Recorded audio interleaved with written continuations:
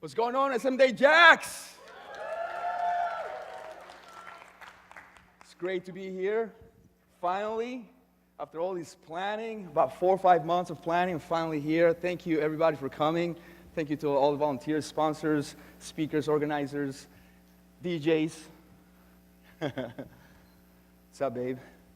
It's my girl. So, guys, the topic I got here for you today, looking over here while I got a monitor, is humanize your brand using messenger automation. So I decided to humanize my presentation. How about that? Any humans in the house? Great. So when I accepted the opportunity to talk to you guys here today, and I already had my topic picked out, I struggled a little bit because right around that time, Facebook had stopped all the bot platforms. So I'm like, oh, geez, what am I going to talk about, right? We didn't know what was going to happen with bot platforms, or, that was during the time when Zuckerberg was in front of Congress. So, they stopped the whole deal because of, data mishandling or whatever. So soon after that, they released all the bot platforms. So I was like, oh, yes, finally. But I still had to scramble to find out what the new terms of service would be, what the new privacy policies or whatever Facebook wanted from us, so that I wouldn't get my clients in trouble, right? We as marketers get so seduced by automation tools, isn't that right? I mean, the idea to be able to reach our audience and serve our audience and generate leads and generate sales on autopilot, it just blows my mind. And I hope it blows your mind too, because that's just awesome. But the fact is that a lot of pages, a lot of Facebook fan pages with huge followings got shut down, got banned by Facebook because overexcited marketers didn't read the fine print. How about that? You guys ever read the fine print when signing up for credit cards or for when giving permissions online to third-party apps to read your data? A lot of people don't read that, and some marketers made that mistake, and a lot of brands just got in a lot of trouble. Brands with thousands, hundreds of thousands of followers just got shut down overnight, and so that same need, that same pain point, allowed real marketers to step up their game, to understand really what Facebook is wanting from the brands and how to use these automation tools the right way, right? So what I want to talk about here a little bit is the human part of it, right? And I don't need to be a scientist or cite scientific journals for you guys to know that storytelling, funny how storytelling has been a common denominator on every keynote speaker's speech here today and yesterday, isn't that right? I think storytelling has been a constant common denominator, and what does that tell you? You think it's a fad? I think storytelling is here to stay. I think so Einstein here is teaching us about storytelling, right? So storytelling has been present from the beginning of times, right? From when the Egyptians were writing on the walls. The writing is on the walls, right? Pun intended. So I believe that storytelling would be a constant, whether next year we're going to be wearing contact lenses that is going to allow us to go virtual and virtual reality. Same thing. Marketing is going to be there. It's going to be present in virtual reality, but storytelling, I think, is going to be a constant thing, right? So let's dive right a little bit into storytelling in the human mind, and then dive right into the automation, which is the most exciting part, right? Step up your brand storytelling. So storytelling is how humans connect, right? I did a lot of research. I wanted to cite some real scientific data, but I didn't want to bore you with that stuff. But what I learned is that is also how we learn. I don't have kids. I haven't signed up for that yet, but I guess parents here, they could probably agree that you teach your kids through storytelling, or you probably find that storytelling is the best way to teach your kids, right? And I did a lot of research, and actually, I'm going to drop some resources at the end of this presentation through my bot assistant that is going to interact with you in just a little bit. So, and one of the resources is actually an article by the Harvard Business Review about that, right? Talking about storytelling in business. So I'll make sure that you guys get that. It's how tribes are formed, right? I mean, we tend to group with the people who like techno music, right? Because we believe in that story, right? We tend to group with people who believe X story, and it's also how conflict is formed, right? Because those guys over there believe a story, and I believe a different story, then we have conflict, right? I mean, that's been since the beginning of time. Isn't that right? Anybody agree?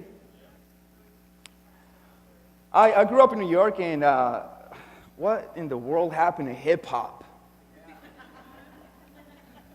The best rappers were storytellers, right, Jonathan? The best rappers were storytellers, and no wonder, right? Because they spoke, they knew their audience, and they knew they knew the slang, and they knew the hardships and the grind and the lifestyle, right? So guess what? Their audience related with them. Now you guys got to speak your audience's language. Because guess what? Mr. Bean here is going to be like, what in the world are you saying? And I'm not talking about just English or Spanish or French or X language. I'm talking about what is happening at an industry level, right? What if your brand is in an environment when things are changing and where there are different trends and there are different keywords and hashtags and that sort of thing, right? Now, all of a sudden, we have hashtags, and we have, all these metrics that allows us to understand if we're really talking the right language to our brands, right? To our audience, right? What do they value? What does your audience value, right? Sometimes we like to create content, and we're like, oh, yeah, I think this content is going to, be awesome, it's going to be shared, it's going to go viral, and all of a sudden, we get no engagement. How does that happen? Because we think it's valuable to us, to the content writer, but we didn't think about our audience. We didn't do the right research and analysis, right? How do they communicate? Are they the type of people who communicate with slang, or are they the type of people who, maybe you're talking to patients? Anybody here in medical office is managing social for a medical office, right? You can't talk slang with your clients, perhaps, right? In emails, in that communication, you got to, be proper, right? So that's two of the main things that sometimes we don't implement with these bots, with this automation. We think, buy here now, buy one get one free, sign up for my opportunity. Product launch, 4th of July special, that sort of thing is going to increase sales? I think not. There's a lot of rhetoric about that the only metric that matters is sales. And I respectfully disagree. I think that there are other metrics that need to be considered in order to nurture leads, in order to connect with your audience, in order to understand if your conversations are really being heard. Therefore comes the sale right after that. Or maybe 7, 10, somebody said 7 touches. The higher the price of your offer, the more touches you need with your audience. Isn't that right? So, let me go back to I got to point that way, right? Got stuck. I want to click it twice because, okay, here you go. That went back. Okay, boom. So now that we talked about a little bit about storytelling, which has been a common denominator again in this conference, not only inside of keynotes, but every keynote speaker also spoke about their own stories, right? Carlos spoke, stories about his own stories. Dennis Yu spoke about, things, with testimonies with past clients or that sort of thing. a lot of the keynote speakers spoke about, their personal stories. They intertwined in their speeches that factor, storytelling, right? Now, let's talk about automation, and let's not get too crazy about automating things if we don't understand the human mind, right? I think that sometimes we fail to do that and we get ourselves in trouble because we are not in tune, we're not in the same frequency with our audience, right? So to better automate things, we need to understand the human brain. That is just a fact, right? So let's dive a little bit into the automation, into the tool. So what I'm going to do here is I'm going to disrupt this conference a little bit. What I did was I developed a chat bot so that you guys can interact with the chat bot right now, real time. How does that sound? All right, cool. So everybody get ready to scan a code that's going to appear right above me. It's going to be a messenger chatbot code that's going to appear. I'm not sure. I try to do it from there, but if we have to dim the lights, we dim the lights and we get it scanned. If not, what we're going to do is you're going to go to Twitter or you're going to go to Instagram and you're going to search for the hashtag SMDayJacksBot. And you're going to see the same image that's going to appear right here. Okay, and I'll do it right with you guys.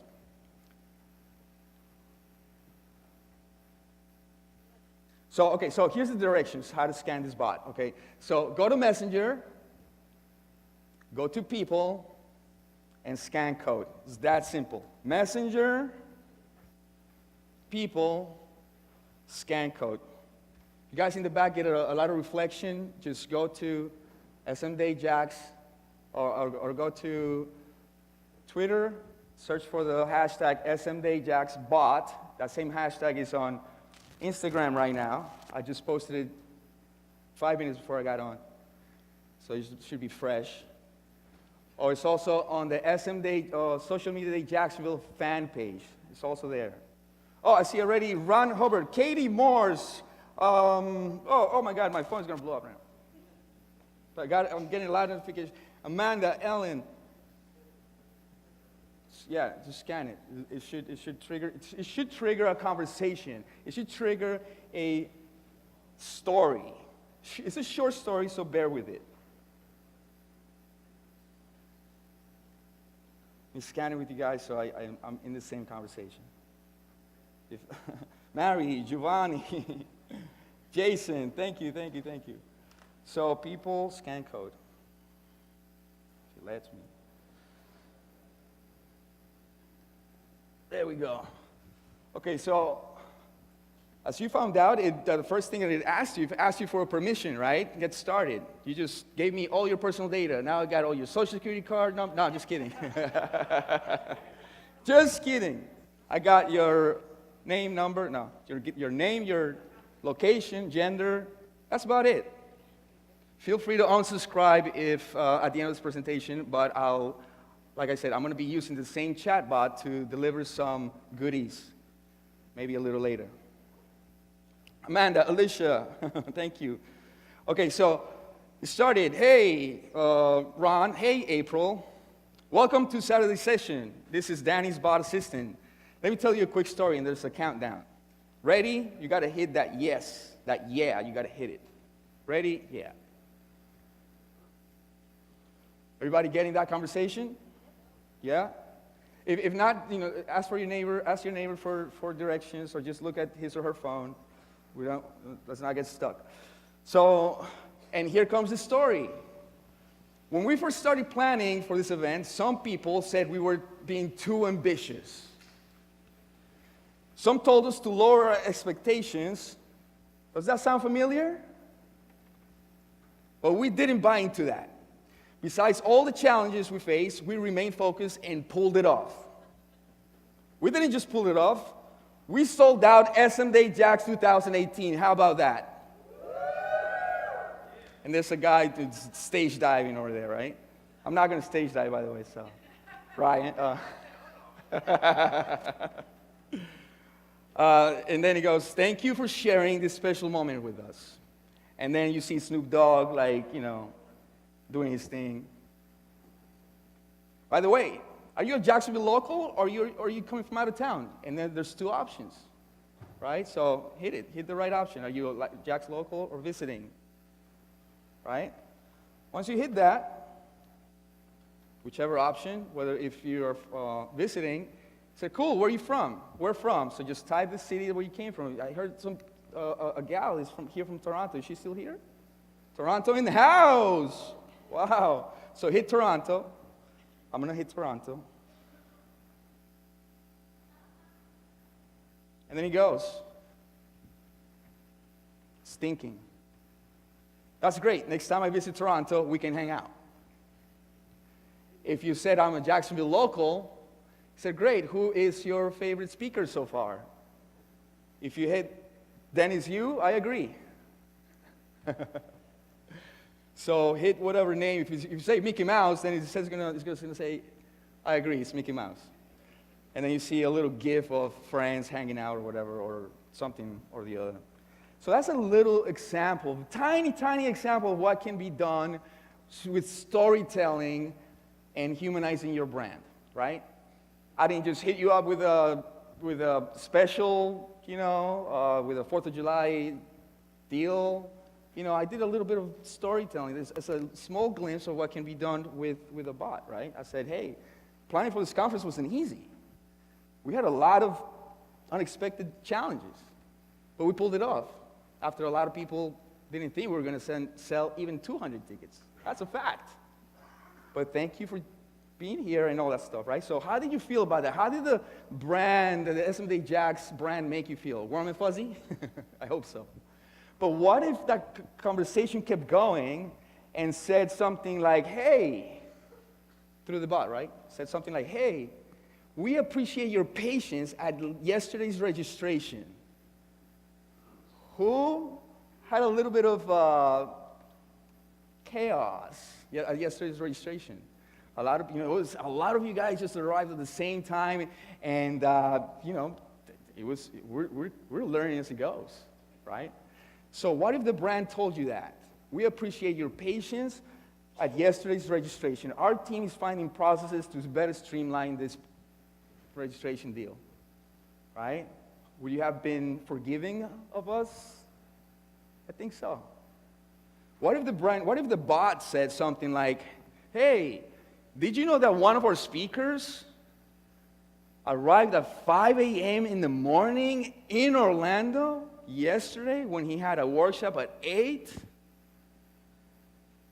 And one of the members of the team at Blitz Metrics, Dennis Yu, drove all the way to Orlando, round trip at that time, to go pick him up, and so he could be here and share with you guys the workshop and the keynote right after that. Thank you, by the way, Blitz Metrics. Appreciate you, Alex, Christian, Mr. Yu. What if that conversation took place? I bet you a lot of you didn't know that the speaker was stuck at an airport and got to Orlando at 5 in the morning, had to be here at 8 in the morning, and someone from here drove all the way there just to come back. I mean, what if the brand told you that? That gave you a little behind the scenes, look at the challenges that happen, right? When you guys get a chance, say thanks to Daryl for being here. Daryl Eves, he did an amazing job, even though he had some technical difficulties, but he did an amazing job. His content was top-notch. Little parenthesis here, but I got to see him in Austin last year, and he's just amazing what he's been able to do with YouTube and that sort of thing. So go back to my presentation. So next slide. Cool. So what you guys experienced just now was one of the many ways you can trigger chatbots, right? One of the challenges that was common when pitching chatbots to companies and to medical offices and to education institutions was that it took away from the social feel, right? And who here has been annoyed by a chatbot that was irrelevant and just kept throwing you, offers and maybe spamming you? I mean, there's a lot of spammy bots out there, right? But what if I told you that the social interaction could actually be enhanced with automation, like I just showed you, right? Now, what you guys experienced just now was one of the ways that you can trigger a chatbot, right? That was the messenger code, right? That could be used at live events. But you can also trigger these bots through landing pages. You can drive qualified traffic, targeted traffic, to these bots through Messenger and through paid ads, and then continue those conversations being social, educating, being entertaining. You don't always have to send something, your audience a special. Send them a funny gift. Send them an empowering quote in the mornings. How about that? Make them feel warm and fuzzy. Next slide. Cool. Here's another example on how you can drive your website visitors to have conversations with you on Messenger. Here you see, if you look at the arrow, that's a widget that is embedded on my website. If you go to DannyMonzon.com, that's embedded on my website. Thank you, Josh. Appreciate it. So when people engage with that bot, automatically it starts segmenting my audience. Hey, Danny, or hey, whomever, you speak Spanish or English. Hit the right button. So right from the get-go, I'm segmenting my audience. If they speak English, if they speak Spanish, if they're interested in a blogging course, in a messenger marketing course, whatever it is, I'm starting to segment that audience. As a matter of fact, when you guys just interacted with my bot, or with the bot, he knows some things about you. He knows if you hit Toronto, hey, I'm from Toronto. He knows you're from Toronto because I asked you that, right? If it says that your favorite speaker is Danny Monzon, then I'm going to send you some stuff, right? Cool. I was told I got 10 minutes, so I'm going to speed it up. So the integrations are powerful with some of these tools. I use ManyChat. Is the platform that I recommend. It's very user-friendly. I haven't really explored with other platforms. It's not the only one, but there's an app called Zapier. Zapier is a third-party app that you can integrate, and you can sign up people to your webinar with. You can, add new subscribers to your CRM, and you can connect with your team on Slack. Anybody familiar with Zapier? What do you do with it?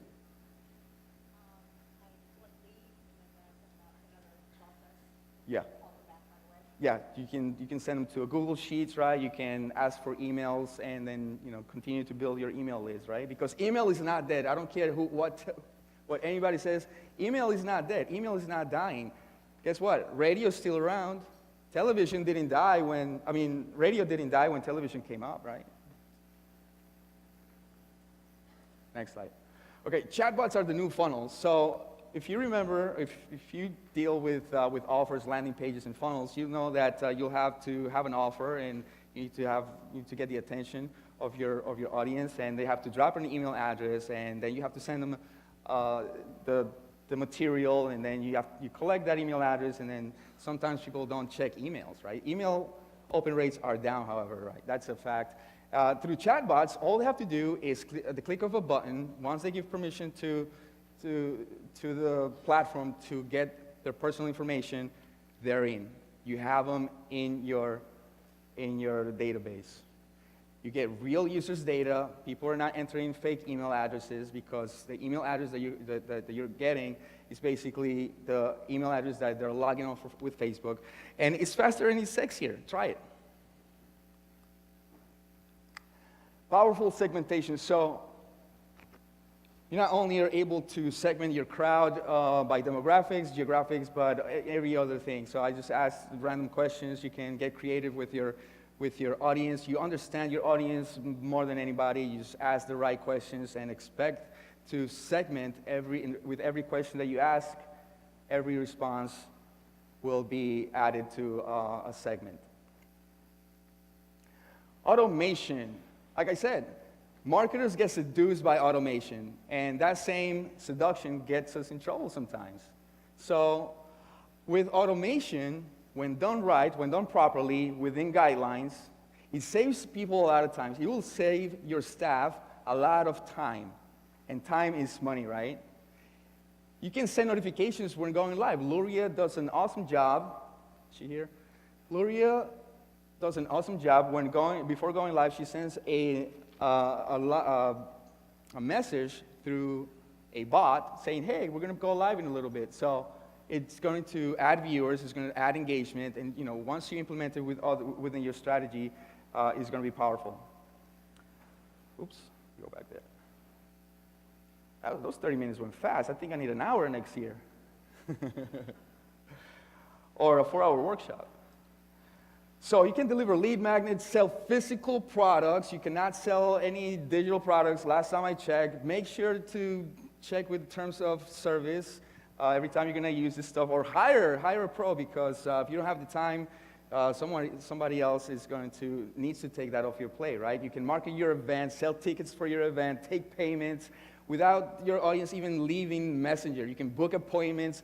You can sell more books, J. Owen. You can sell more books. You can tell people about your podcast before you go on your podcast. You can sell more tickets. Jaguars. Where's the Jaguars guys? They left? There you go. You can pre-qualify potential buyers. If there's any realtors here, they deal with a lot of paperwork and that sort of thing. You can streamline that process. You can answer FAQs, et cetera, et cetera, et cetera. Get creative. Last but not least, definitely not least, best practices.